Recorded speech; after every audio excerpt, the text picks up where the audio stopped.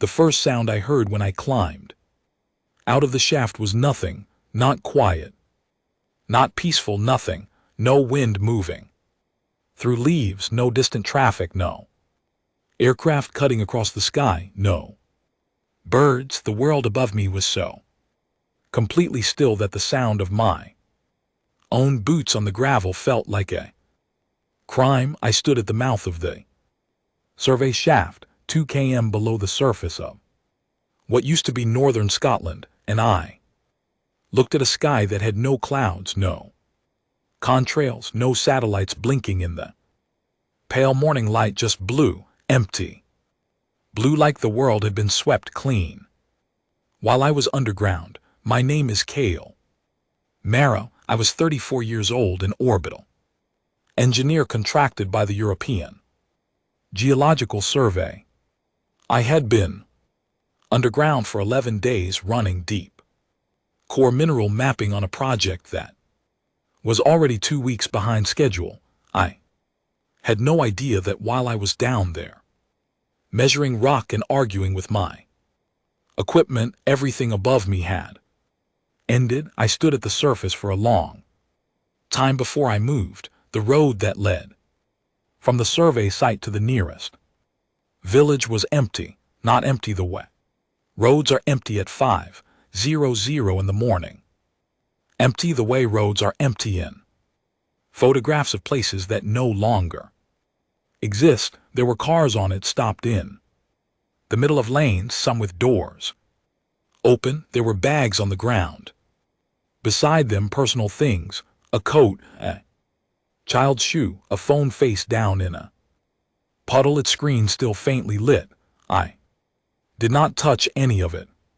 I walked 2 miles to the village of Kinloch and found it the same way, shops open, lights on inside, no one at the counters, a restaurant with food still on the tables, half-eaten, steam long gone from the plates, a post office with the front door wide open and letters scattered across the floor like they had spilled from someone's arms. Mid-step, there were no bodies. That detail did not comfort me the way you might expect. The absence of bodies was somehow worse. It meant that whatever had happened had not happened fast. It had given people enough time to stop what they were doing, to reach for each other, to try to get somewhere, and then it had taken them anyway. I found a working radio in the back of a hardware shop, military-grade shortwave, battery-powered. I turned it on and spent 3 hours moving through every frequency I knew. What I found was mostly silence. Some frequencies had automated signals still cycling, digital pings bouncing off dead satellites out of habit, equipment doing its job with no one left to read the output. On one frequency, barely audible under layers of interference, I caught something that was not automated, a voice, low, careful, speaking in English with a slight accent I eventually placed as Norwegian. Her name was Nell Akaffer. She was a glaciologist stationed at a remote ice monitoring post in Svalbard, 800 km above the Arctic Circle. She had been outside in a polar survey suit when it happened and had seen the effect pass through the air like a wave. She described it as a shimmer, a horizontal ripple moving across the landscape, visible the way heat distortion is visible above summer roads, therefore just a moment and then gone. Her 2 colleagues who had been inside the station without suits on were gone. Within hours, Nell had the presence of mind to seal the station and stay in her suit until she was certain the air was safe again. By the time she risked removing the helmet, she was alone in one of the most remote places on the planet. We talked for 4 hours that first night. She was calm in a way that frightened me more than panic would have. Nell had a scientist's way of describing things precise and careful. But underneath the precision was a person holding herself very still, because she knew that if she stopped holding still, something in her would come apart. She told me what she had been able to piece together from the satellite data feeds before they went dark. Whatever had spread across the Earth had moved in a pattern consistent with atmospheric deployment. It had begun over 6 separate points simultaneously at high altitude and had dispersed across the planet over approximately 18 hours. It was not a natural event. The geometry of it was too deliberate, the timing too precise. I asked her if she thought it was a weapon. She was quiet for a moment, then she said that the word weapon implied someone was angry. Whatever this was, she did not think anger had anything to do with it. That sentence stayed with me. I kept turning it over in my mind while I searched the village for supplies, while I slept in the back of an empty hotel with the windows locked, while I drove a borrowed car south along roads that grew no less empty. No matter how far I went, whatever this was, anger had nothing to do with it. Over the following week, I established contact with 9 more survivors, a retired civil engineer named Owen Bassett, who had been deep inside a Welsh slate mine, inspecting old tunnels, a teenager named Cora Tillies, who had been trapped flood-up-lid basement during a flash flood and had survived inside an air pocket, terrified and shivering, not knowing that the air above her was what she was being protected from, a marine biologist named Hadley Voss, who had been on a pressurized deep-sea research platform off the Azores, a pair of cave climbers, brothers named Leon and Dale Marsh, who had been 300 m underground in southern France when the shimmer passed through the world above them. We were not survivors in any heroic sense. We were people who had happened to be in the wrong place at the right time, underground or isolated or submerged, when whatever had moved through the air decided not to wait for us. We were accidents of circumstance, nothing more. 11 days after I emerged from the shaft, I was sitting in the ruins of a university computer lab in Edinburgh, running the last working terminal in the building, trying to access any network that still had active nodes. The power grid was still functioning in some areas, running on automated systems that had no way of knowing their operators were gone. I was using that borrowed time to dig through whatever data remained accessible. I found the signal. By accident, I was not looking for it. I was to reach a weather satellite feed and routed through a frequency I did not recognize. What came back was not weather data.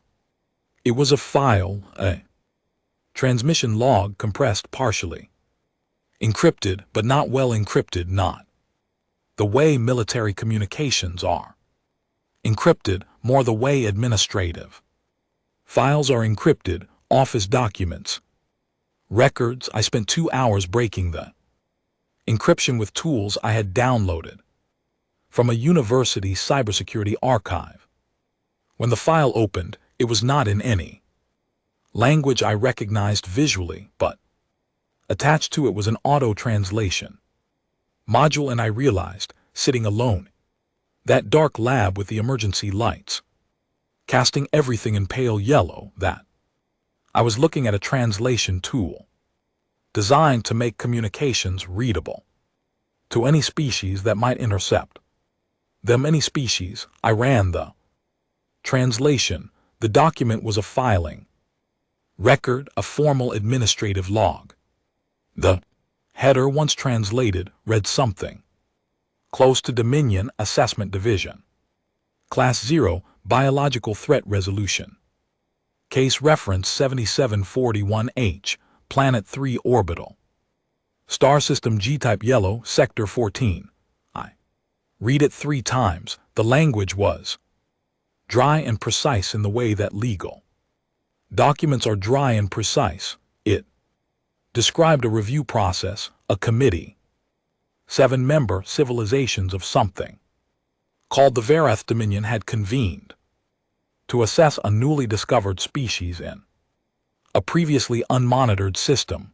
The species demonstrated advanced tool use, territorial conflict, rapid adaptive behavior, and high reproductive resilience. The committee had classified the species as a Class 0 contaminant, defined in the document as a biological entity whose unchecked expansion posed a statistically significant threat to established galactic ecosystems and social orders. The resolution protocol had been approved unanimously. The nanophase deployment had been authorized, executed, and confirmed. At the bottom of the document, in the equivalent of a digital signature field, was a single notation.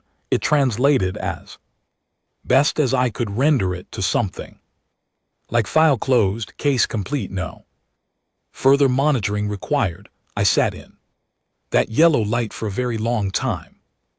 I had expected somewhere in the back of my mind that if something like this had been done to us, it would have been done out of fear or hatred or competition.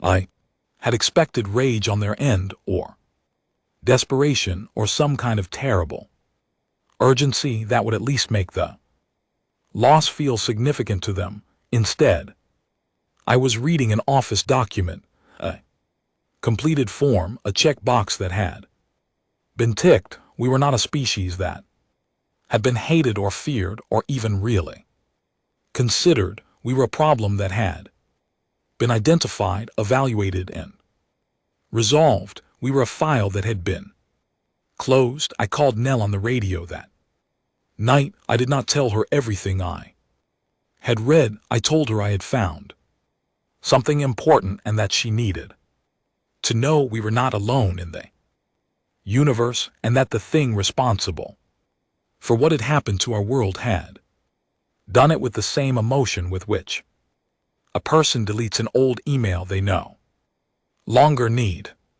She was quiet for a long time after I said that. Then she said, "Kale, are you angry?" I thought about it. I looked out through the cracked window of the lab at a city full of stopped cars and open doors and the personal belongings of 8 billion people lying exactly where they had been left.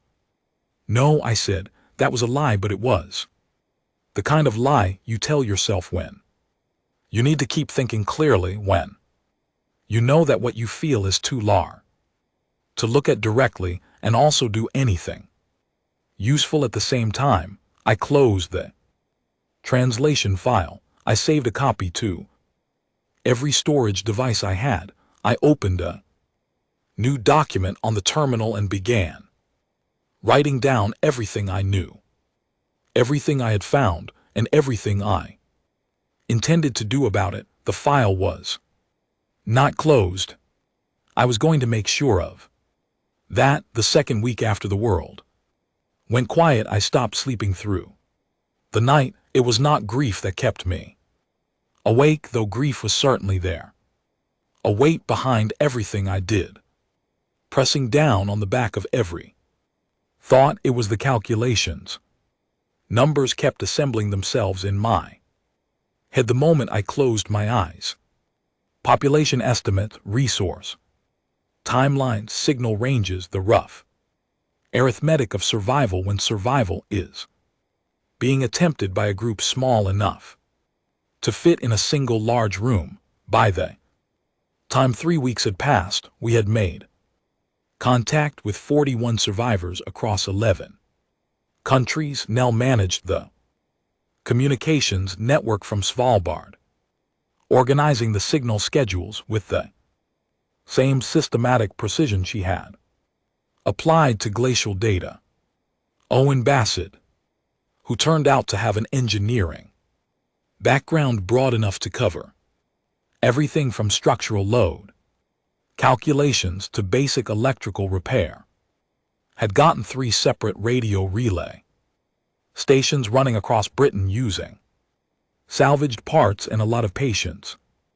Leon and Dale Marsh were moving through southern Europe in a vehicle they had loaded with tools and medical supplies, making contact with survivors in person, where possible, and bringing them into a loose network of safe locations. Safe. That word already felt dishonest. Truth was that nowhere was safe in the sense we used to mean. The nanophage had dispersed and become inert. Nell had confirmed this through careful atmospheric sampling over a period of 10 days, comparing the results against the biological parameters she had reverse engineered from the Veridian document I had shared with the group. The air was clean, the water was clean, the danger was gone in that sense, but safe from. What came next was a different question entirely. Owen was the one who raised it, first in his broad northern English way. During one of our evening radio sessions, he said, "We've established that the air isn't going to finish us. Good, now what finishes us is the cold, the dark, and the fact that there are 41 of us on a planet built for 8 billion. We need to be honest about that." No one argued with him. The infrastructure of the world was running on borrowed time.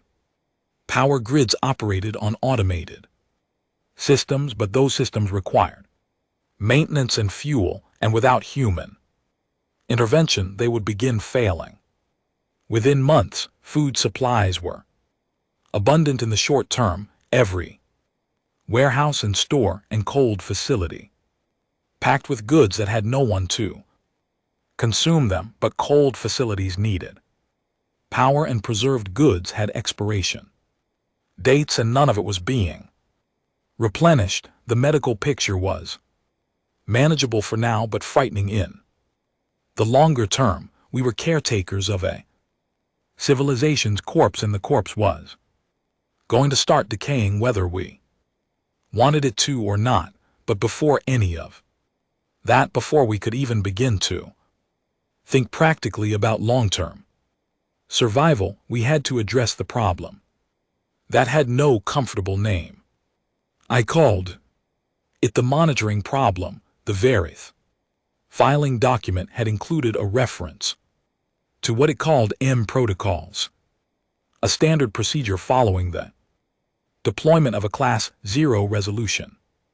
In plain terms, it meant that the Dominion would periodically check that the resolution had been effective. They had left automated sensors in orbit. I suspected equipment designed to confirm the absence of the species in question, and to alert the Dominion if any biological signatures consistent with the target were detected. We were being watched by a machine that had been told to look for us. I shared this with the group on a night when we had managed to get 17 of our 41 connected simultaneously, which was a record for our network at that point. The reaction was mixed.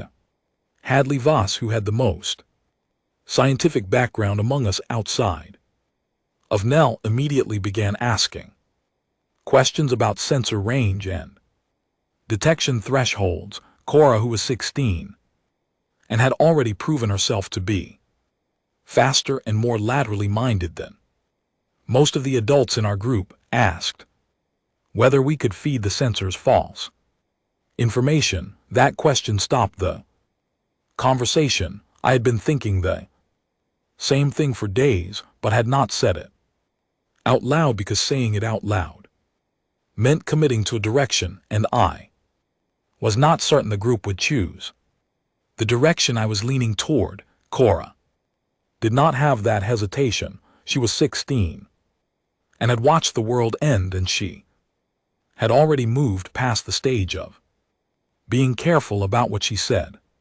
If they're looking for heat signatures and biological markers, she said, and we can find out exactly what they're looking for, we can make sure they don't see it. We go dark, we move like we don't exist, and we use the time that buys us, use it.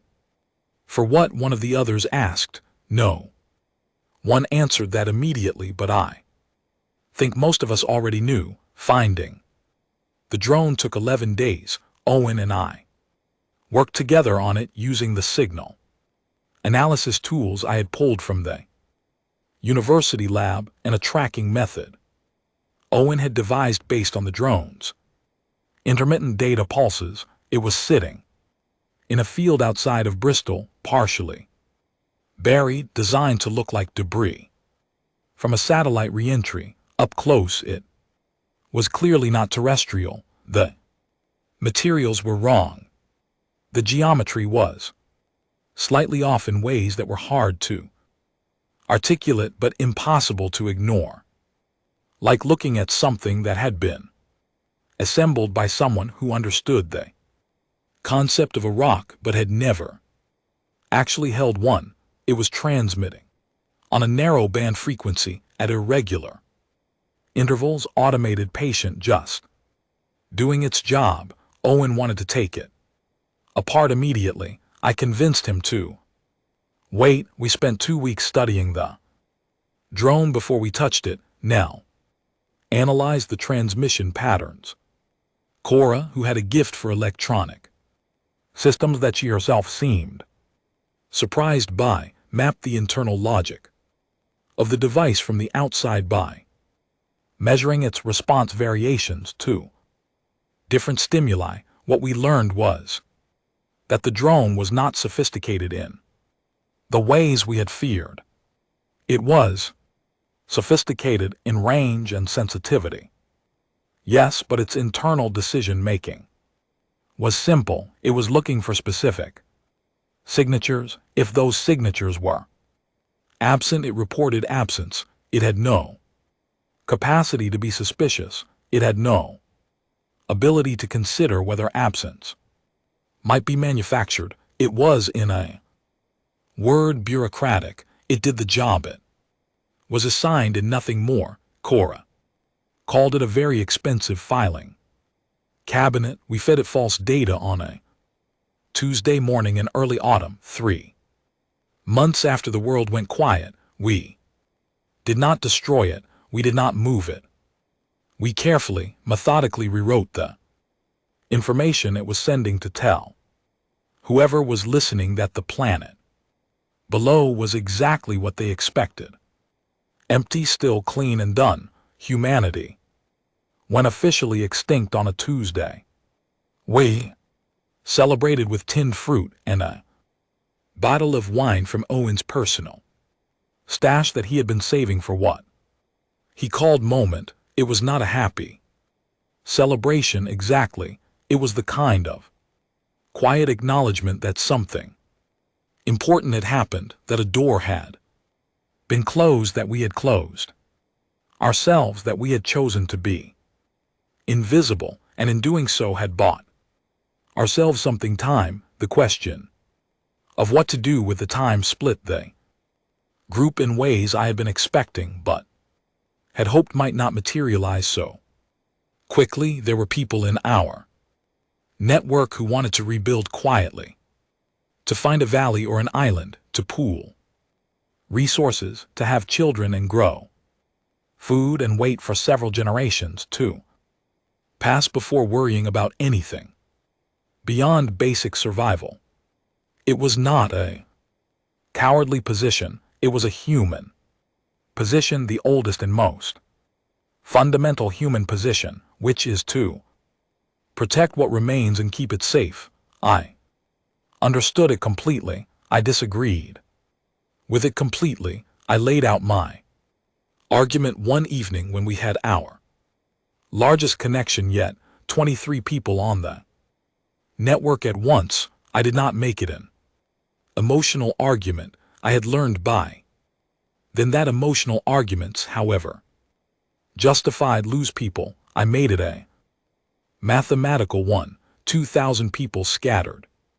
And without infrastructure attempting generational rebuilding on a planet with failing power systems and no supply chains had a survival probability that I estimated conservatively at somewhere between 12 and 20% over the next century. The variables were too hostile: disease, accident, infertility, rates in a population that's small, the psychological weight of isolation, the eventual failure of every piece of technology they depended on without the industrial base to replace it. 2,000 people with access to the entire technological legacy of a civilization of 8 billion with a unified purpose and the advantage of invisibility had a survival probability I could not calculate with a ceiling. We are not survivors, I said. We are the only people left who know what happened to us and why, and we are the only people who can do anything about it. Someone asked what I thought we could do. The Varith Dominion was a coalition of 7 civilizations with technology centuries beyond our own, spread across a galaxy we had never navigated, who currently believed we were gone. They believe we are gone, I said. That is the only advantage we will ever have, and it expires the moment we stop using it. Right now to them, we are a closed case. An old file. I paused, then I said something that I had been thinking about since the night I read that document in the university lab. The only thing more dangerous than an enemy who is preparing for you is an enemy who has stopped preparing for you entirely. They are not afraid of us. They are not watching for us. They have filed us and moved on, and that means we can move without anyone looking. The vote that night was not unanimous. 153 of our network's 212 confirmed members chose not to participate in what I was proposing. They were free to make that choice, and I respected it genuinely. Some of them later changed their minds. Some of them did not. The rest of us began the second phase of our existence that night. We did not call ourselves an army. We did not call ourselves a resistance. Cora suggested the name that stuck, offered it almost offhandedly in the middle of a practical discussion about power grid maintenance, and it stayed because it was exactly right. She said, we're the invoice, aren't we? Everything they owe. Written down and waiting, the invoice. That was what we became. In the months that followed, we worked in the strain double life of ghosts who were also engineers. On the surface, visible to whatever sensors remained in orbit, the Earth was dead. No heat signatures beyond background levels, no electromagnetic transmissions, no movement patterns consistent with intelligent life below that surface. Invisible in the ways that mattered, we were anything but quiet. Hadley Voss turned out to have a background in biochemistry that went well beyond marine biology. She had spent 3 years in pharmaceutical research before switching to ocean studies, and she had never entirely let go of that first discipline. Working with Nell and a materials scientist named Graham Osai, who had been found in a deep tunnel facility in Ghana, she began the work of fully understanding the nanophage at a molecular level, not just its weaknesses, of which the cold temperature sensitivity was only the most obvious, its architecture, its logic, the biological grammar it used to identify and affect its target. It took 4 months of work that I cannot fully describe because most of it happened in a language of science I only partially speak. What I can say is that by the end of those 4 months, Hadley had something in a sealed container that the Varith Dominion would not have recognized as derived from their own technology. She had taken their instrument and rewritten the sheet music. Owen, meanwhile, was solving the larger infrastructure problem with a thoroughness that impressed even the people who had doubted him at the start. He had organized 30 of our most technically capable members into maintenance teams, each responsible for a specific grid region, working out of centralized bases that were invisible from above. He kept the power running in our key locations. He kept the water treatment systems functional. He kept the automated factories online, not producing anything yet, just idling, maintained and ready. And I was working on the orbital systems. This was the part of the plan that I had kept mostly to myself until I was certain it was viable, because it was the part that, if I described it prematurely, would have sounded insane. I was an orbital engineer for 12 years before the survey job. I had worked on launch systems, satellite deployment, and low orbit infrastructure. I knew those systems the way Owen knew power grids. I knew which ones were still functioning. I knew which ones were autonomous enough to be operated remotely with the right access codes. And I had spent 11 days underground before any of this happened, with nothing to do but memorize access protocols. There was a satellite-based kinetic intercept system in polar orbit.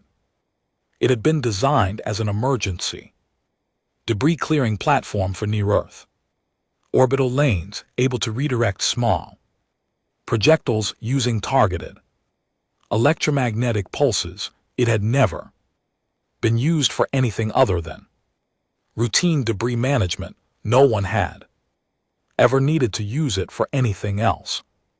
By the 14th month after the world went quiet, I had full operational control of it. By that point, we had also made contact with, by our best estimate, just over 2,000 confirmed survivors globally.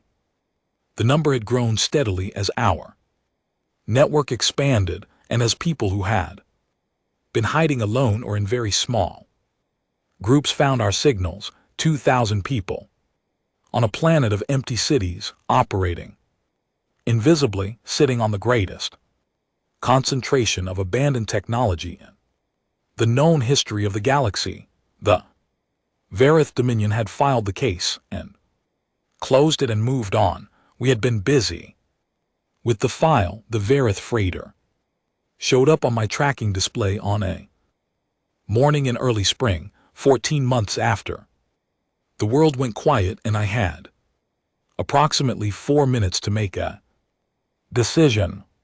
It was not the first that had passed through the solar system since the erasure. In the months prior, I had logged 3 separate transit signals, all of them moving quickly through the outer system without slowing, following trajectories consistent with ships that had a destination elsewhere and were simply passing through. Each time I had held my breath and waited, and they had moved on without showing any interest in the third planet. This one was different. This one was slowing. It had entered the system from the direction of Jupiter and was adjusting its trajectory in a way that was very clearly oriented toward Earth. The adjustments were small, incremental, the kind of course corrections a vessel makes when it is targeting a specific point rather than passing through a general region. It was not moving fast, it was moving carefully. I got Owen on the radio first, because Owen was always the person I wanted to have a clear head nearby when mine started moving too quickly. I told him what I was seeing, he asked 3 questions in sequence. How large is the vessel? How many crew does the configuration suggest? Is it armed? Large enough to matter? 3 to 5 crew based on the profile? Possibly. Armed but not in a way that suggested an assault vessel, logistic ship. Owen said survey or transport. I had reached the same conclusion. The Dominion's filing document had included a reference to what's it called, secondary resource assessment, which I had understood as the possibility that once a Class 0 resolution was complete, the cleared system might be evaluated for resource extraction by other Dominion members. This was almost certainly that assessment beginning. They were coming to see what we had left behind. I had 4 minutes to decide whether to let them pass, go darken, maintain our invisibility, or to use what I had built. I want to be honest about what that moment was like. It was not a moment of cold strategic calculation, though I tried to make it that. It was not clean or certain. I was sitting in a concrete relay station in northern England with a mug of cold tea beside me and a tracking display showing a vessel that represented the civilization that had decided we were not worth keeping, and I felt something that I will simply describe as a clarity of purpose so complete that it made my hands very steady. I keyed the orbital intercept system. The electromagnetic pulse that hit the freighter was not designed to destroy it. I had been very careful about that. I needed the vessel intact. I needed the people on it alive and capable of communication. A dead ship tells you nothing and gives you nothing to work with. What I needed was a stopped ship with a confused crew who had absolutely no framework for understanding what had just happened to them, because as far as the Verith Dominion was concerned, there was no one in this system capable of doing it. The freighter lost propulsion and went into a slow drift within minutes of the pulse. I tracked it for 2 hours, confirming that it had power and life support and no apparent distress beacon, which meant either they had not wished to activate one or they had decided for reasons of their own not to. I sent 3 of our fastest people to intercept the ship in a vessel. We had been quietly preparing for exactly this kind of encounter, a repurposed cargo shuttle that we had rebuilt over 4 months in an underground facility in the Scottish Highlands. Its exterior had been modified to look as close to derelict as possible while remaining fully functional. From a distance it's like space debris. Up close it was a very well-maintained spacecraft operated by people with a very specific purpose. Nell led the boarding team. I had wanted it to be me, and Nell had talked me out of it with a single sentence. She had said, "You're the only person in our network who fully understands the orbital systems and the interceptor controls. You cannot be the person we lose." She was right, and I disliked that she was right, so I stayed at the tracking station and monitored the operation through the communication link they carried with them. The boarding took 40 minutes. The freighter's crew did not offer resistance, which surprised me until Nell explained why. There were 3 of them. They were not military, they were assessment personnel, which in the Dominion structure apparently meant something close to what we would call civil servants, surveyors, record keepers, people who went to places after the difficult work was done and counted what was there. They had, in the most practical sense, no preparation for anyone boarding their ship. Their Security systems were designed against equipment failures and space hazards, not against a species that was supposed to be gone. One of them, when Nell's team entered the main cabin, initially thought they were some kind of automated maintenance system that had come from the vessel they had arrived in. It apparently took several seconds for the crew to process that the figures in front of them were biological, and several more seconds after that to process what species they were looking at. Nell told me later that the reaction was not fear, it was something that in human terms she could only describe as a profound administrative confusion, like watching some discover that a report they had already filed and archived had somehow walked into their office and sat down. We brought them to a secure location on the surface. We treated them well. This was not generosity, it was policy. Whatever happened next would depend in part on the information these three individuals carried with them. And people who are treated badly do not give you accurate information willingly.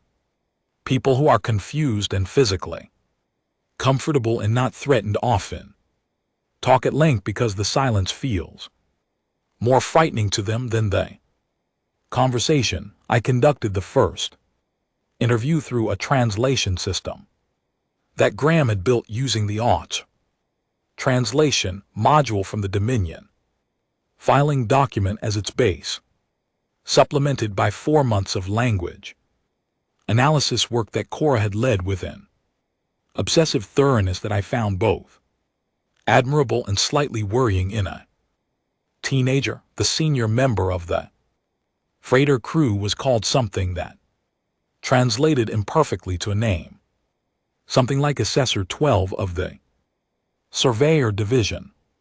I called him 12, which he did not seem to object to, possibly because he was still in a state of profound confusion that made small details difficult to process. He was physically unlike anything I had seen, though I will not spend too much time on description because I have found that description of the unfamiliar takes up space that could be used for more important things. He was functional, clearly intelligent, clearly trained, administrative thinking, and clearly operating at the outer edge of his coping capacity. I sat across from him in a room that we had set up as neutrally as possible, with a table between us and no weapons visible, and I told him through the translation system that I wanted to have a conversation. He looked at me for a long time, then through the translator he said something that came out as, "Your designation is Class 0. Your case is marked complete. You are not supposed to be here." "I know," I said. "That is what I want to talk to you about." What followed was 4 hours of conversation that I would describe for all its strangeness and difficulty as one of the most clarifying experiences of my life. 12 was not cruel. He was not villainous in any personal sense. He was a functionary of an enormous system who had never had any reason to question whether the system's classifications were correct, because the system's classifications had always been applied to species that were not able to sit across a table from him and explain how it felt. He had voted for nothing. He had decided nothing. He was not among the 7 civilizations that had made the original ruling. He was simply someone who came afterward to count what was left, but he knew the system. He knew its structure, and when I began asking him specific questions about how the Dominion operated, about its member species and their home systems and its decision-making processes and its communication infrastructure, I discovered something that I had hoped was true but had not been certain of. 12 had very good administrative memory. The session produced more data than we had collected in 14 months of working. From the original filing document alone, home system coordinates for all 7, member civilizations, communication, frequency ranges, the structure of the Dominion Council, the location of its primary deliberation station, security, protocols for Dominion vessels, the schedule of planned assessment missions to our system, of which this freighter's visit had apparently been the first. I thanked 12 at the end of the session. I meant it. We spent the next 3 days going through the data core of the freighter itself, which Cora approached with the same focused intensity she brought to everything, and which yielded, in addition to navigational and technical data, something I had not expected: a full archive of Dominion species profiles, not just clinical assessments, like the filing document that had told us what they thought of us, cultural records, historical summaries, information about how each of the 7 civilizations thought, what they valued, what they feared, how they made decisions. Understanding someone is not the same as forgiving them, but it is the beginning of knowing what to do about them. We kept the freighter crew comfortable and secure while we worked. We gave them food and a space to rest, and we answered the questions they asked us honestly, which seemed to unsettle them in ways that deception would not have. They had frameworks for hostility. They did not have frameworks for a supposedly eradicated species calmly explaining its situation over meals. On the 4th day, I composed a transmission. It was a single message broadcast on the main Dominion communication frequency that 12 had eventually and somewhat reluctantly confirmed for us. The message contained no words, no demands, no threats, no explanation. It contained 2 things: Earth's coordinates labeled as a point of origin, and a signature, plain translated text that read, "Still here." I sent it on a clear channel at maximum power from 3 separate relay points to ensure it could not be missed, could not be attributed to equipment malfunction, and could not be ignored. Then I sat down the transmitter, walked outside the relay station, and looked up at a sky that was still empty of everything it used to hold. Somewhere out there in a system we now had the coordinates for, someone was going to receive that message and read it. Someone in an administrative office, or a council chamber, or a vessel crossing a part of the galaxy we had never been able to see, was going to look at those coordinates and that signature and feel something. I did not know exactly what they would feel, but I knew it would not be nothing, and I knew that it would not be the comfortable, bureaucratic certainty of a case that had been filed and closed and forgotten. That was the first thing I had to give them. It would not be the last. There is a particular kind of stillness that comes just before something large and irreversible happens. I have felt it a few times in my life: the seconds before a structural collapse, the moment before a launch sequence completes, a stillness that has weight to it that you can feel pressing against the inside of your chest. I felt it when the Verith fleet appeared on our long-range tracking systems 19 days after I sent the transmission. 312 vessels, that was the number Owen reported to me, his voice completely flat, and even the way Owen's voice got when he had processed something that was too large for normal emotional expression and had set the emotional part aside to deal with the practical part first. 312 vessels approaching from the direction of the outer system, decelerating in a configuration consistent with orbital insertion rather than a passing trajectory. They were not passing through, they were coming to Earth. I spent the first hour after receiving Owen's report doing exactly nothing which was deliberate. I had a plan. We had been building the plan for 14 months. I knew the plan was sound. But there is a difference between knowing something in theory and standing at the edge of it when the moment arrives, and I needed that hour to make sure that what I was feeling and what I was thinking were in alignment before I started making decisions. What I was feeling was something I do not have a precise word for. It was not quite fear, and it was not quite excitement, and it was not quite the grief rage that had been sitting behind everything I did since the day I climbed out of the survey shaft and found the world gone.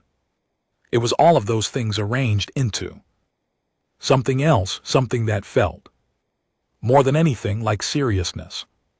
This was serious. This required all of me. After the hour, I called the full network, every person we had, 2,047 individuals connected through the relay system Owen had spent over a year building, listening on every available device. I told them what was coming. I told them what we were going to do. I asked them to do their parts. Then I went to work. The key to the entire plan was the reprogrammed nanophage. Hadley and Nell and Graham had spent months perfecting it. What they had created was not a copy of the original weapon. It was a derivative, engineered from the same base architecture but with fundamentally different targeting parameters. The original had been calibrated to affect human neural tissue. The derivative was calibrated to affect Verith biochemistry, specifically drawn from the biological data and the species profiles we had pulled from the freighter's data core, but it did not do what the original had done. This was a choice we had made deliberately in a long discussion that had taken 3 separate sessions and involved nearly every senior member of our network. Hadley had been clear that she could engineer something lethal if that was what we wanted. She could make a nanophage that would do to the Verith fleet what the Dominion's weapon had done to our world. The capability was there. We decided not to, not because of moral scruple alone, though the moral dimension was real, and we discussed it seriously. We decided not to because of practicality. A dead fleet tells the Dominion we are dangerous, but does not tell them we are worth negotiating with. A paralyzed fleet, a fleet that has been stopped and held and rendered helpless by a species they believed they had eradicated, tells them something far more important. It tells them they made a mistake in their assessment. The derivative nanophage targeted the Verith nervous system, signal processing layer, a biological structure analogous to what in humans we would call the sensory integration pathway. Exposure to it caused temporary but complete disruption of sensory input. No vision, no hearing, no spatial orientation, no ability to interpret environmental information of any kind. Fully reversible, no lasting effect but for the duration, complete and total helplessness. We called it the blindfold. The deploying it required getting it into the orbital approach corridor before the fleet arrived. We had 21 hours from the moment they appeared on our tracking systems to the moment their leading vessels would begin orbital insertion. I needed to get the blindfold into the upper atmosphere at high altitude at multiple points along The approach path insufficient. Concentration to affect every vessel. The fleet, this was the part that required the orbital systems I had been preparing for 14 months. I will not walk through the technical details because they are long and I want to focus on what mattered. What mattered was that over the following 18 hours, working from the relay station in Scotland with Owen's team providing ground support and Cora managing the targeting calculations from her station. Southern France, we used a combination of repurposed atmospheric deployment satellites and 3 modified high-altitude sounding rockets to distribute the blindfold across a 300 km orbital corridor directly above the equatorial approach path. The deployment was invisible from above. Concentrations were well below the threshold of anything a Verith sensor would flag as a biological agent because we had set the dispersal density precisely to that edge after weeks of calculation based on the biological sensitivity data from the freighters. Medical systems, they would not know it was there until it was already working. The leading edge of the Verith fleet began orbital insertion at 14 minutes past midday on a Thursday. I was watching from the tracking station. Owen was beside me. Nell was on communication from Svalbard. Hadley was monitoring the blindfold's atmospheric performance indicators. Cora was running the kinetic interceptor system from France because by this point she was better at it than I was, and we both knew it. The fleet moved through the corridor in formation.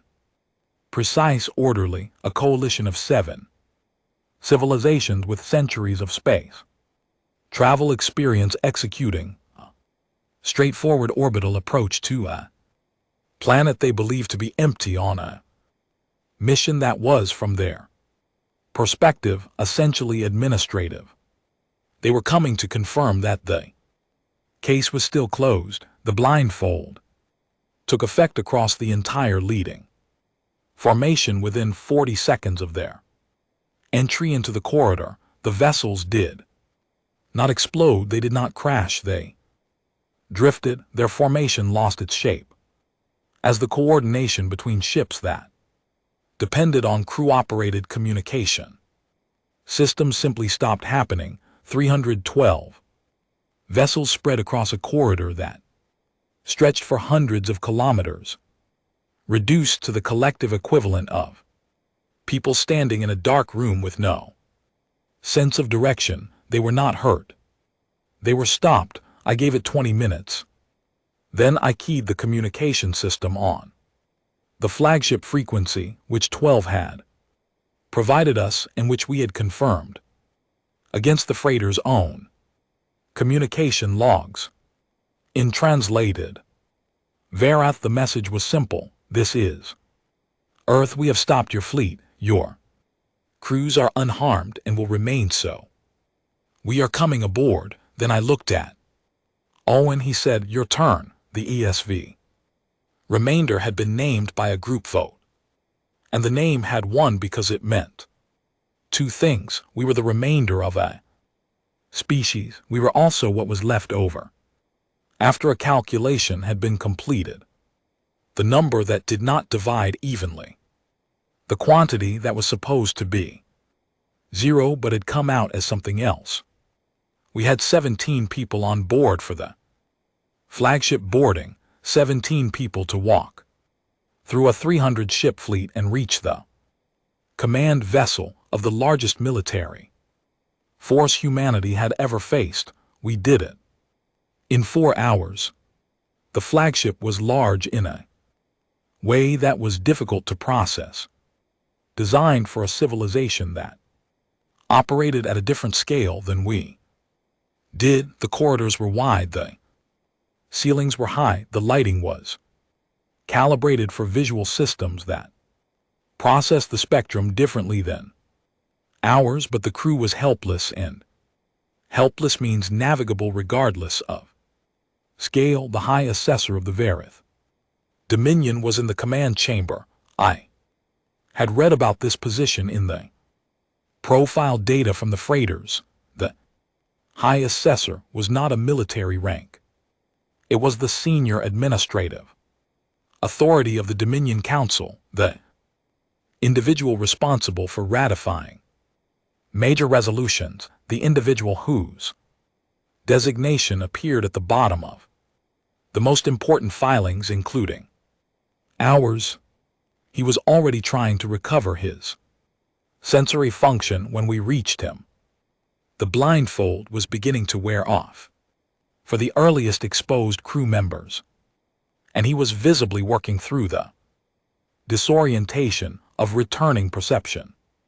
He heard us before he could see us, and he turned toward the sound, and then his vision cleared enough to focus. I have no way of knowing with certainty what his emotional state was in that moment, but I have thought about what I would feel in his position, recovering from sensory disruption, to find that the species whose case I had signed off on was standing in my command chamber.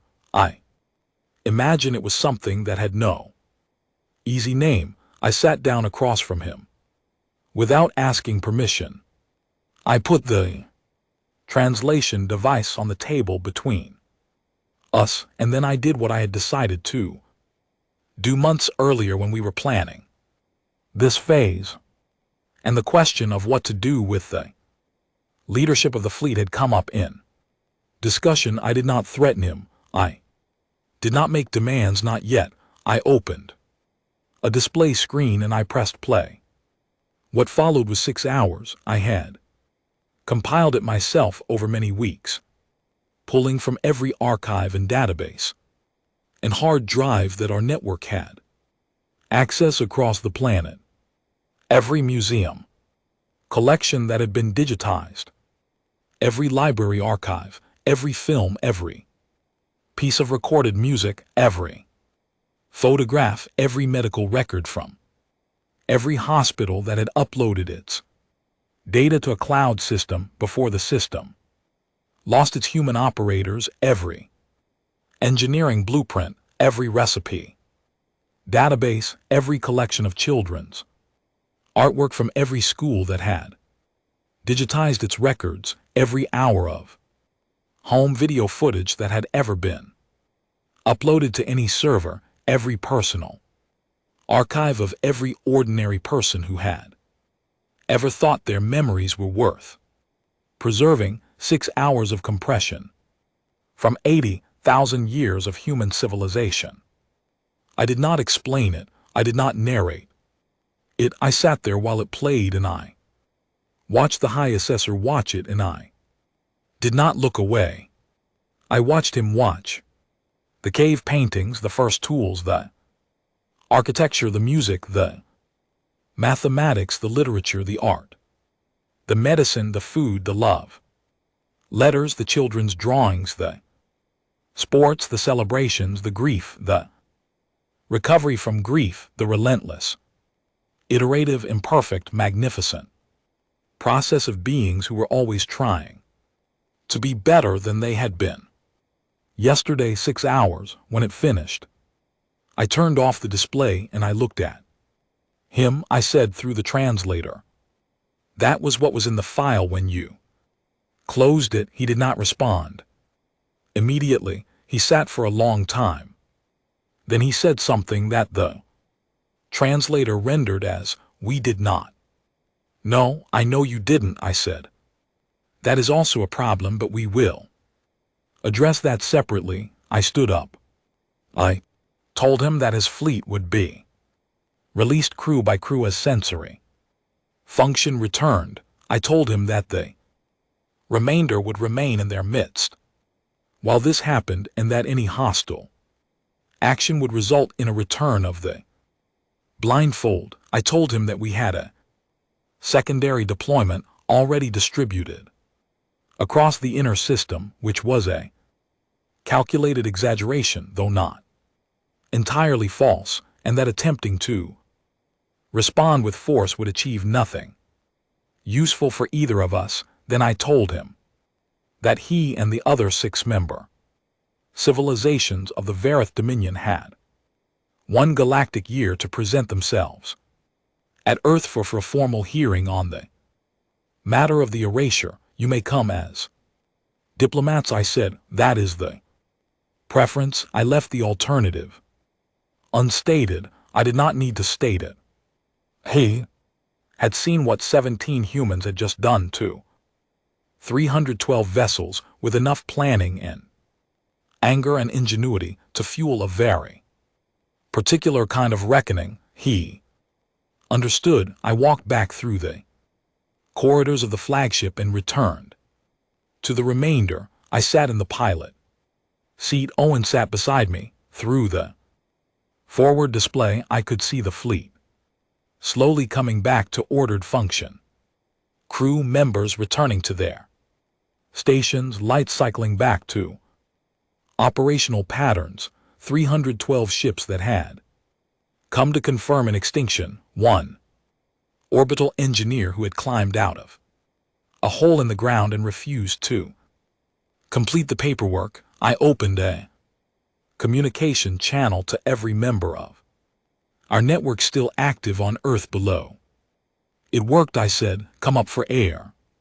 The delegates arrived over the following 11 months in 1s and 2s and small groups, each arrival announced by communication on the frequency that had become our primary contact channel with the galactic community we had until recently not known existed. 5 of the 7 Dominion species sent delegations.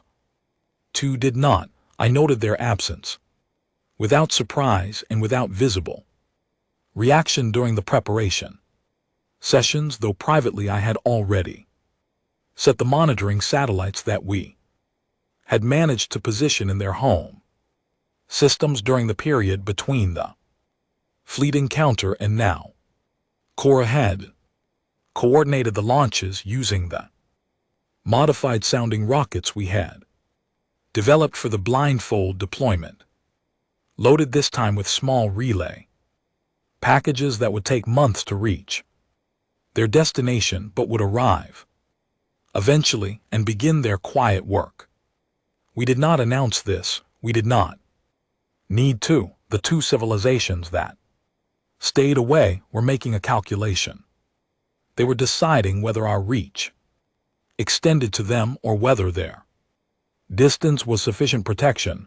I was content to let them believe the question was still open. Open questions require attention and vigilance, and attention and vigilance cost resources and political energy that they would be spending on us rather than on anything else. That was fine. The tribunal convened on a Wednesday in the ruins of Geneva. I had chosen the location because Geneva had once been the place where humans went to make agreements with each other about how conflict should be handled, about what rules should govern the behavior of parties who had power over each other. It seemed correct. It was also in ruins, and the ruins were visible from every position in the open space where we had arranged the meeting, and the ruins said things I did not need to say myself. We had set up the meeting area in the open air. No roof, no walls, a flat space with a low table at its center and chairs arranged around it, simple chairs that our people had made from materials we had found and shaped ourselves. The delegates from the 5 attending civilizations had their own seating arrangements that they had brought with them, adapted to their particular physical requirements. 2,000 humans stood in a circle around the perimeter, not as guards, not as a display of force, exactly as witnesses. Every person in our network who was physically able to be there was there. People who had traveled from what used to be Ghana and Norway and Australia and Canada and Chile, traveling across a planet that was slowly, in some places, beginning to quietly return to function.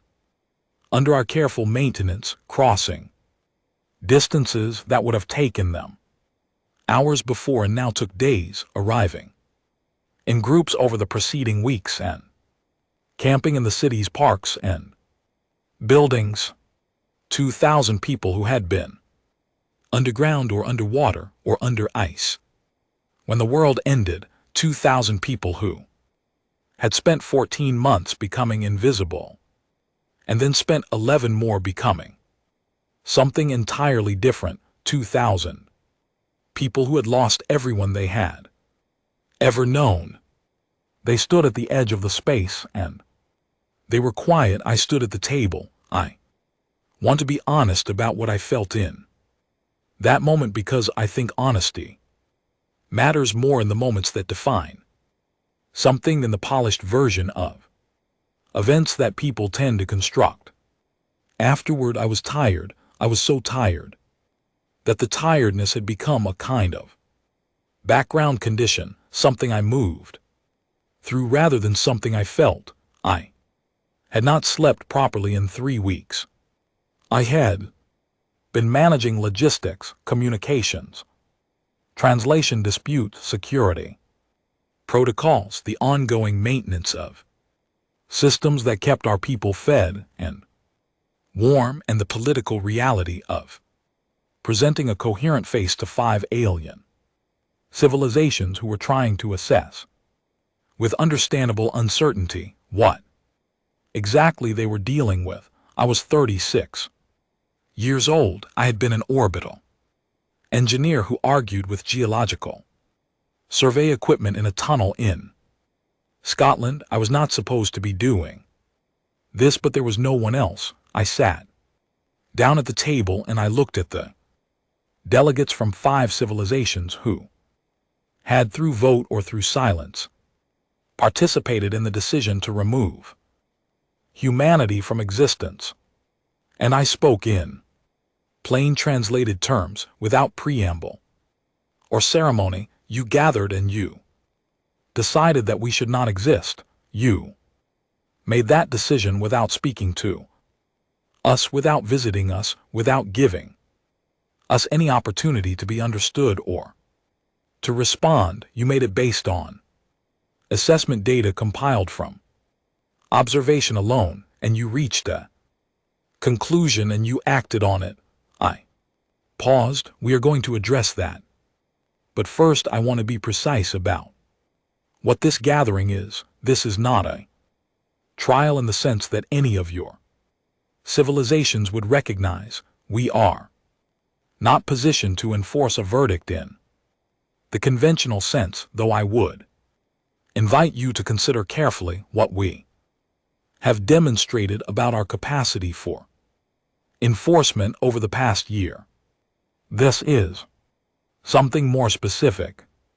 I looked at the delegate from the civilization that had drafted the original resolution. The species 12 had described to me as the architects of the Dominion's classification system, the ones who had developed the Class 0 designation and the resolution protocol.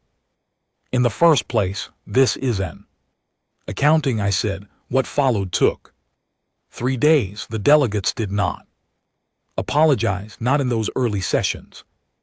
Apology requires something close to genuine understanding, and genuine understanding requires time. What they offered in the early sessions was explanation, which is a different thing, and which I was not certain I wanted, but which I listened to anyway, because understanding the reasoning of people who have done something wrong is part of addressing the wrong rather than simply reacting to it. Their reasoning, once translated and stripped of its administrative language, was this: the Dominion had encountered species before that demonstrated the combination of adaptive intelligence, territorial instinct, and rapid technological development that humanity showed. In most cases, those species had, if left unchecked, eventually expanded in ways that destabilized established systems. The classification existed because the historical pattern was consistent. The resolution protocol existed because intervention before the expansion was judged less costly than intervention. During it, they had treated us as a category rather than as ourselves. I understood this reasoning completely. I understood it the way you understand how a mistake was made when someone walks you through it step by step, and you can see exactly where each decision seemed logical and exactly where the logic went wrong. I let them explain. I asked questions. I made our group's historian speak, the people we had designated to present specific accounts of human achievement across medicine, science, art, and social organization, not to perform grief, not to manipulate, to present evidence to demonstrate factually and specifically what the committee's assessment had failed to include. On the second day, the delegate from one of the smaller member civilizations asked me a question directly that I had been waiting for someone to ask. She asked what we wanted. I had the answer prepared. We had written it together, every significant member of our network contributing, arguing over language and priority and scope for months. It was not a short list, but it was a precise one, full and permanent galactic acknowledgement of the erasure as a crime against a sapient species, a formal record entered into every Dominion archive of what had been done and what the outcome had been, material reparations in the form of technological knowledge transfer sufficient to allow us to rebuild our civilization's industrial and medical base within a generation rather than over centuries. Political standing in the Dominion structure, a seat at every council and every committee and every classification board, permanent and non-revocable, and with full voting rights, and reclassification, a new designation for humanity in every Dominion record, the Class 0 notation removed and replaced with what, she asked. This was the question I had liked most. When we were preparing for this, it was the question that had taken the longest to answer because there were many proposals and many debates, and the one we had eventually settled on had won not because it was the most impressive sounding, but because it was the most accurate. I told her the designation we had chosen. I said it in translated Verith so there was no ambiguity in the room. The translation came out in something close to non-containable adaptive intelligence. Standing unresolved, she looked at me for a moment, then she did something I had not expected. She made a sound that the translation system could not render linguistically, but which Nell, listening through the communication link, described afterward as unmistakably resembling a laugh, not mockery, something closer to recognition. The agreement took 2 more days to formalize. There were disputes over specifics, over timelines, over the structure of the technology transfer, over the precise language of the classification record. I negotiated each point with the patience of someone who had learned to be patient by spending 14 months keeping 2,000 people alive on a planet full of empty cities. I did not give ground on the things that mattered. I was flexible on the things that were details. I knew the difference because I had been preparing to know the difference for a very long time. The Agreement was signed on a Friday. Afternoon, I walked away from the table. When it was done and found a piece of open ground near the edge of the gathering area, away from the noise of the crowd and the delegates and the communication teams, the sky above Geneva was overcast, gray-white clouds. Moving slowly from west to east, I stood there for a while. 2,000 people, a half-destroyed world, the work ahead of us was almost incomprehensible in scale. Rebuilding infrastructure, medical programs, education for children who had grown up in a world that had ended when they were young, navigating a galactic political structure that we had just forced our way into and which would not always be comfortable with our presence. Managing the two civilizations that still had not responded. The list of things to do was so long I had stopped being able to see the end of it, but beneath all of it there was something else, something that had not been there. On the day I climbed out of the survey shaft and looked at an empty sky, something that had not been there when I read the filing document by yellow emergency light in a university lab. We were in the record, not as a closed case, not as a checkbox, not as a problem that had been resolved and filed and forgotten. We were recognized in the official records of a civilization that had tried to remove us as something they had been wrong about, something they had failed to contain, something that remained unresolved in the best possible sense, which is the sense in which a thing is unresolved because it is still alive, still growing, still generating new questions that no one has thought to ask yet. I thought about the bureaucratic sign-off I had found in that university lab, the digital equivalent of a case number and a status update and a timestamp, filed, closed, complete. I did not have the document with me, but I had memorized it the way you memorize things that change the direction of your life. In my mind, I went to the bottom of the page. I found the status field. I crossed it out.